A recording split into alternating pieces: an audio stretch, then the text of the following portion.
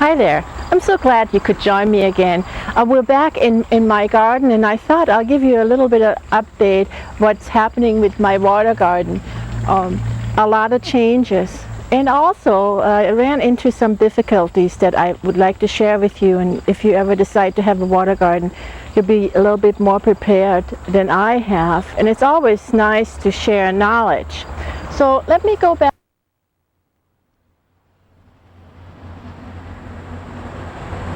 Hi there, welcome to my backyard. I'm so glad you can join me again.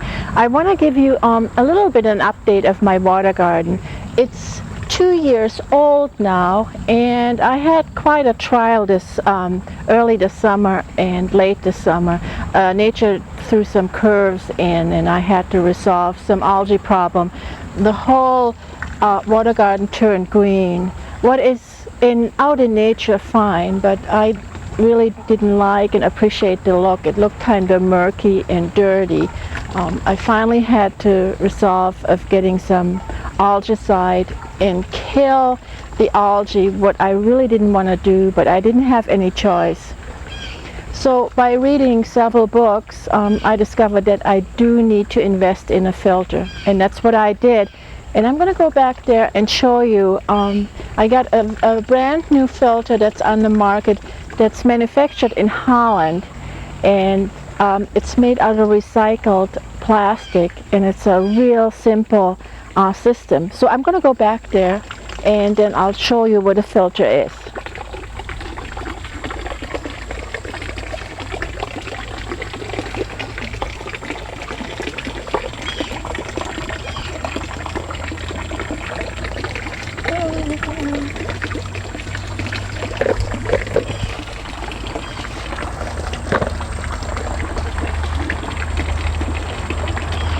Here it is, and I don't know if you can see me with all the branches and everything, but we're certainly going to try. It looks like a barrel, and the top unscrews just like this.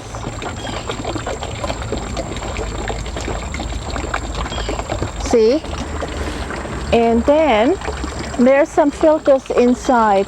There is a charcoal filter and just a plain filter, and then on the bottom of the whole filtering system are these plastic pieces. They look like little wheels, and they're halfway filled in the barrel with this. Can you hear the sound? So it's filled. So every 2 weeks, what I have to do is take the filters out and wash them. And there's a little a line that goes in from the water garden into and sprays into, and then there is another, and you probably can see that big black pipe that releases the filtered water, and it's really coming out clean. So it will take, I think, at least 2 weeks for the water garden water to be clear again. It was quite a distressful situation for me, because I do like to watch the fish swimming, and if you have cloudy, murky water, there is no way you can enjoy the fish. And to kind of disguise this apparatus here, I just put a Boston fern on top, and I think it just hides it well, since the material is green, and it makes it a nice stand for a plant. And I like the look. I was hanging a Boston fern on top of it, and so it kind of helps. But if you get a chance, just look at the water plants. Excuse me here, how much they have grown. I also want to tell you, I added a little clumps of water celery that really filters the water well. And I actually can use the leaves in salads. It just tastes like celery. They have a lot of little roots that filter the water really well. And I have a water frog sitting right on the water hyacinths. He's kind of hiding. I don't know if you can see him. He's fairly well camouflaged. Another thing I have done is I I took some of my ivy, potted ivy, and put it all around the water garden. It kind of adds color, and I also like to have trailing things going down, so it just kind of incorporates nature with this water garden. Also notice how much the color of the flagstone has changed. The elements are, it's a very porous material, so if you get rain or algae, the stone will change, and I really like that look. It looks more part of the garden. My fish are doing well, I'm happy to say. As a matter of fact, I have some little fish that are swimming around. They're still black, so you won't see them, and the big ones are deeper in the water. They can hear me talk, and they're quite shy. I will go around and I'll show you the size of the water hyacinth in their roots. You'll be just amazed. So when we come back, I'll show you some of the water hyacinths. So let me bend down without falling into the water garden. This would be quite a show. And I'll show you the water hyacinths. Now, those things, if you remember, I talked about it before, are floaters. And just look at the size of the roots. And they're getting new runners.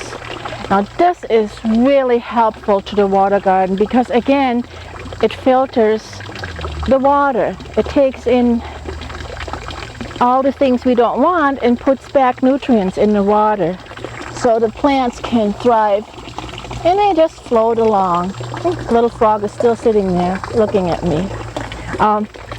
Water lilies had a wonderful crop this year. Unfortunately, you missed their bloom, and they're between blooms right now, but I had white ones and rose-colored ones. There's a smaller variety of water hyacinths, and they're really, I have to watch my step here. They really multiplied nicely. And I also have some water fern that are these wonderful little plants that actually float on the water, and they kind of shade the water. Fish like to hide under this. And then I have another variety that's water fern, and that's really my favorite. I don't know if you can see it, it's very delicate, but it's little tiny ferns floating on the water garden. Really sweet. I'll put this back. Again, here I have some more water celery, just to give the water a little bit more advantage so it can get filtered. And I'm quite pleased with the filter. It's doing a fantastic job. The water is getting clearer and clearer from day to day, and I can already tell. So it is today you can look this far, and as days go on, hopefully the whole pond or water garden will be cleared up. It was quite a chore to get this thing going again, but we learn as we go. And look at the size of my plants. I don't know if you remember, we talked about a little bit of planting bulbs. These are miniature roses, and I'm just so happy how much they love it here. And these will bloom until frost, and look at these, just delicate little yellow blossoms. Wonderful for making sweet nosegays. This was hollyhock, and it bloomed very nice. The reason I have not cut this down is I really like the shape of the leaves. It adds so much. Back there is another miniature rose that when we go around you can see. I don't know if you can see that peeking through. And if we have a little bit time, I want to show you some things you can do to add to your garden, to maybe lighten up a dark corner, and to add a little bit color maybe to a very boring corner of your garden.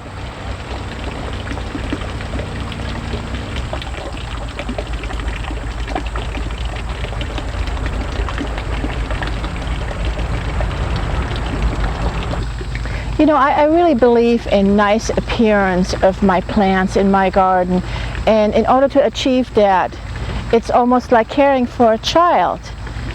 When you start a garden, you really start a commitment, and this commitment means that you have to spend some time in your garden to weed, and also make sure that your plants are healthy and also look good in appearance. What I'm doing right now here with this geranium is cutting off the old blossoms, especially with geraniums. And after all the rain we had, the dead blossoms kind of mold and get black, and so they don't really look good, and the appearance of the plant is just not that attractive. So what I usually do is just take the old blossoms, cut them off, kind of look and see if it needs maybe some fertilizer, and take also the old leaves off and just throw them on the lawn, and when I mow, my lawnmower will pick up the old blossom. But see how much prettier it looks? It just changes the whole appearance. Also, I started cutting my plants, especially Coreopsis.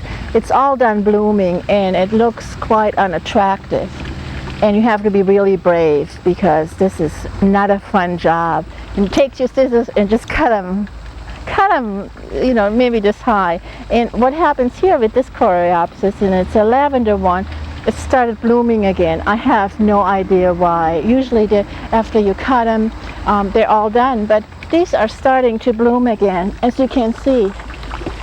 There's another Coreopsis that I just literally chopped off, and it was a yellow Coreopsis, and it was this high.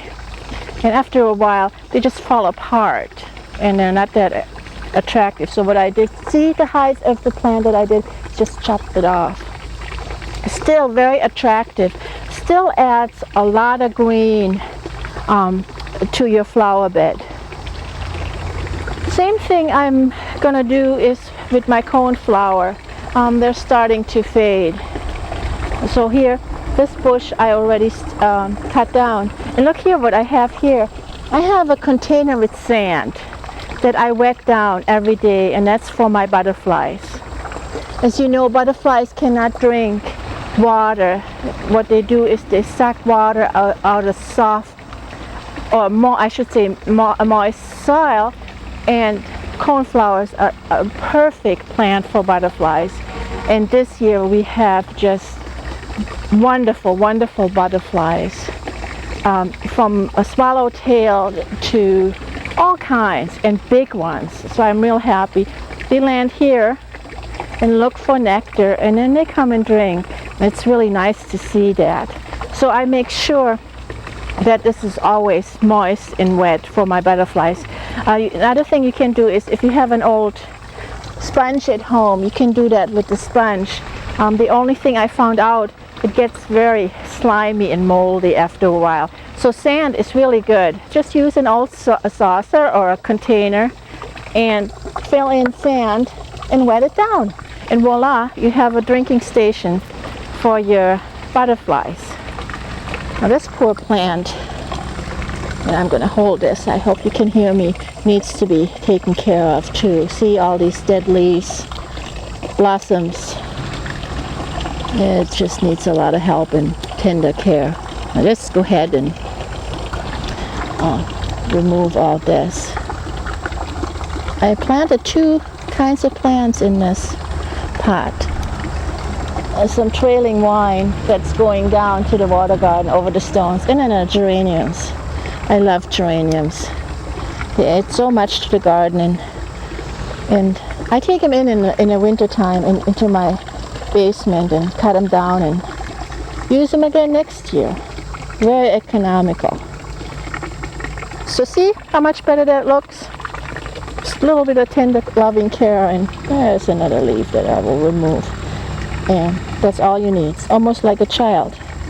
A little bit pruning, a little bit of love, a little bit of fertilizer, and you have a wonderful focal point in your garden.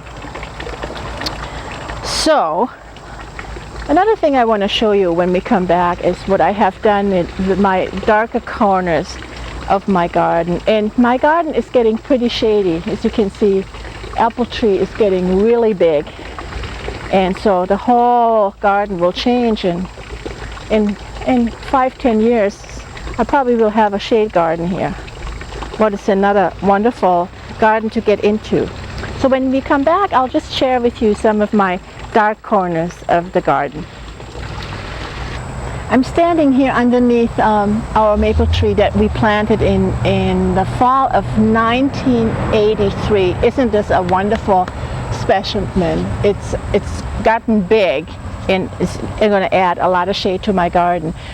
The way it grew, it has these 3 big limbs and a little spot here. And you see what I did is I put this wonderful Terra-Cotta pot in there with impatiens, and by the end of this fall, hopefully they will cascade down and add color to a dark spot. I also have this old barn siding birdhouse that we had the pleasure of. A wren family lived in there, so we could watch the wrens flying in and out, and I think they like that. So this is an idea, you know, and I love terracotta pots. So if you like to go to garage sales or end of the season sales, you can pick up these wonderful pots. And as the years go on, they turn and change a little bit their colors, and they add so much to your garden. Let me show you another idea. I have here a very old garden bench it's ready to fall down, actually. And we don't dare sit on that. It's purely decorations. So what I have done is I put several planters, a basket, an old wooden box, and of course a birdhouse on it. And doesn't that kind of look nice? Changes again the look of the garden. And I have hanging plants all over the place. And this is the first year where I made moss baskets, and these are fairly easy to make. All you need to get is a wire basket, some moss, some dirt, and some plants. And impatiens is of course a shade plant, and they're doing really well. And I kind of like the natural look of it. Much prettier, don't you think, than having a plastic pot hanging. So this is a neat project you also can do with your children. A hands-on project, and again will bring you joy from year to year.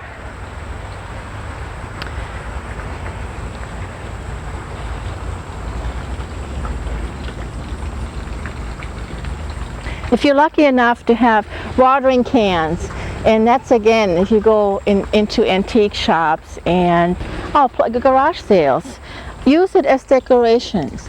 This one I had a little accident with. I drove over it with my car, so it's really not suitable for watering anymore. But I just hated to throw it out because it's a lovely thing. So it's just standing here, adding a little bit of ambiance to the garden, don't you think? And if you haven't figured that out yet, I love birdhouses, and I have quite a collection in my garden. That again adds a lot to your garden. Here is one that just an artist really painted this wonderful, and this is the cornflower inn, and I have it on a terracotta pot just sitting there. So that really, and I do not like to use plastic pots, and I know sometimes you can't get around it, but when you go shopping or look around, look at these wonderful terracotta pots. I have standing them on the little ledge here, and this is just an old ordinary spider plant, but don't you think this looks attractive? Just sitting here, and the little spider plants are just hanging down. Same with this. Just an ordinary ivy plant that I put in this neat footed pot. Adds a lot. So go wild with pots, because I think they add a lot, and a lot of personality to your garden. So when we come back, I'll show you I started a little herb garden on my steps close to my kitchen. You don't have to have a garden to have an herb garden, and I'll show you where it is.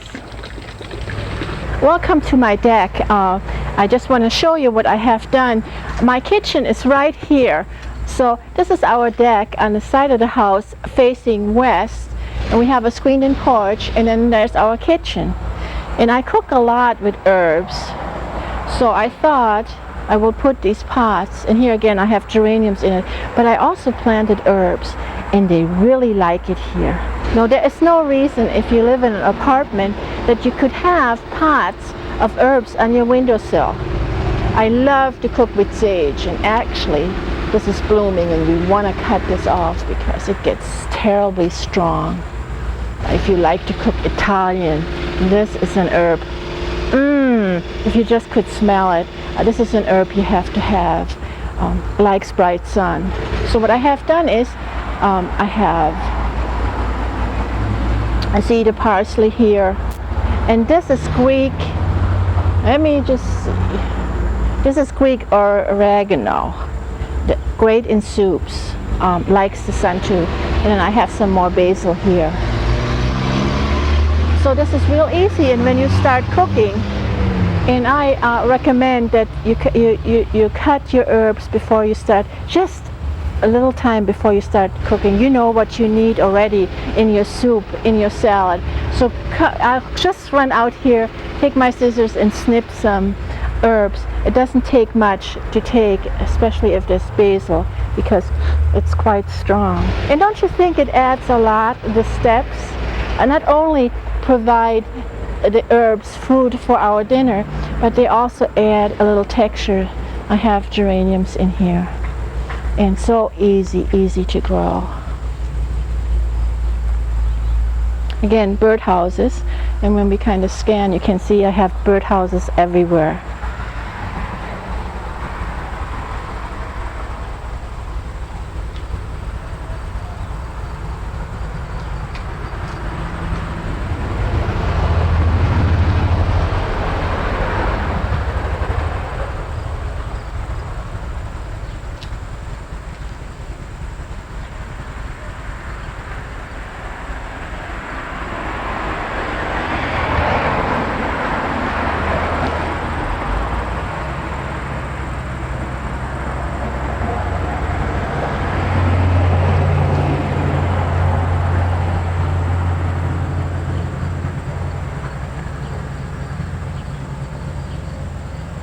So that's it for the show. I hope you enjoyed, and you got inspired to maybe plant a pot with herbs next year. I'd like to tell you a little bit about our next shows that we plan to do. And my thanks to Susan again, who was my camera person.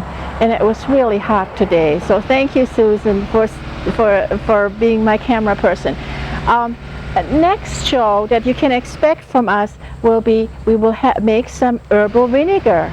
A gourmet herbal vinegar, and I can tell you it's so easy, and hopefully you'll try it. And then also we'll have another show on apples, anything about apples. So come and see us again. Until then, I'm Karin Herring. Good night, Fairfield.